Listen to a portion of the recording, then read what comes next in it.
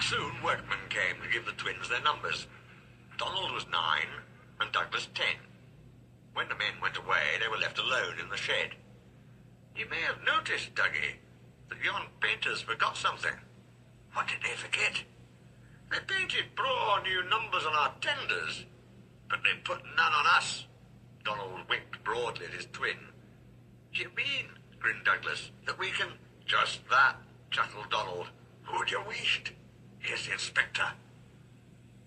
No 9 and 10, smiled the inspector. Here's Duck. He'll show you round before you start work. The twins enjoyed themselves and were soon friends with Duck. They didn't mind what they did. They tackled goods trains and coaches easily. For once the twins had shunted them, trucks knew better than to try any tricks. We like it fine here, said Donald. That's good, smiled Duck. But take my tip. Watch out for Gordon, Henry and James. They're sure to try some nonsense. Dinna fash yourself, chuckled Douglas. We'll soon settle them. Donald and Douglas had deep-toned whistles. They sound like buses, said Gordon. Or ships, sniggered Henry. Tugboat Annie, laughed Gordon. Ha, ha, ha. Donald and Douglas cruised quietly up, one on each side. You wouldn't be making fun of us, would you now? Asked Donald. Gordon and Henry jumped. They glanced nervously from side to side. No, said Gordon. No, certainly not, said Henry. That's fine, said Douglas. Now just mind the both of ye, and keep it that way. That was the way Gordon and Henry kept it. Every day, punctually at 3:30, Gordon steams in with the express. It is called the Wild Nor'Wester, and is full of people from England, Wales and Scotland. There is also a special coach for passengers travelling to places on Thomas's branch line. When the other coaches are taken away empty, engines have to remember to shunt the special coach to the bay platform. It doesn't wait there long. Thomas, with Annie and Clarabelle, comes hurrying from the junction to fetch it. Thomas is very proud of his special coach. One afternoon, Douglas helped Duck in the yard, while Donald waited to take a goods train to the other end of the line. As Duck was busy arranging Donald's trucks, Douglas offered to take away Gordon's coaches.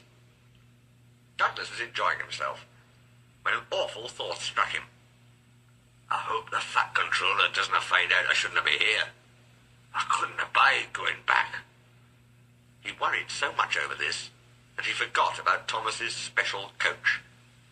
He pushed it with the others into the carriage siding, then ambled along to join Donald at the water column. As he went, Thomas scampered by, whistling cheerfully. Soon Thomas came fussing. Where's my coach? Coach? Asked Donald. What coach? My special coach that Gordon brings for me. It's gone. I must find it. He bustled away. Lord sakes, said Douglas. I'm on a stowed the special coach with the others. You see that? Exclaimed Donald's driver. A mob of angry passengers erupted from the siding. They're complaining to the fat controller.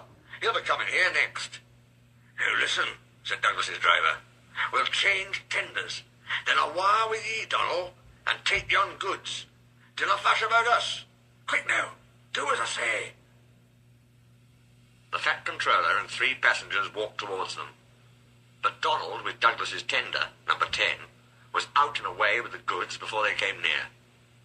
Douglas and his driver waited with innocent expressions. Ah, said the fat controller, number 9. And why have you not taken the goods? My tender is awa, sir. The driver showed him the tender, still uncoupled. I see. Some defect, no doubt. Tell me, why did number 10 leave so quickly? Maybe, sir, put in Douglas, he saw you coming and thought he was late. Ah, said the fat controller. He turned to the passengers. Here, gentlemen, are the facts. Number 10 has been shunting the yard. Your coach disappeared. We investigate. Number 10, disappears too. You can draw your conclusions. Please accept my apologies. The matter will be investigated. Good afternoon, gentlemen. The fat controller watched them till they climbed the station ramp. His shoulders twitched. He wiped his eyes. Douglas wondered if he was crying. He wasn't. He swung round suddenly. "Douglas," he rapped, "why are you masquerading with Donald's tender?"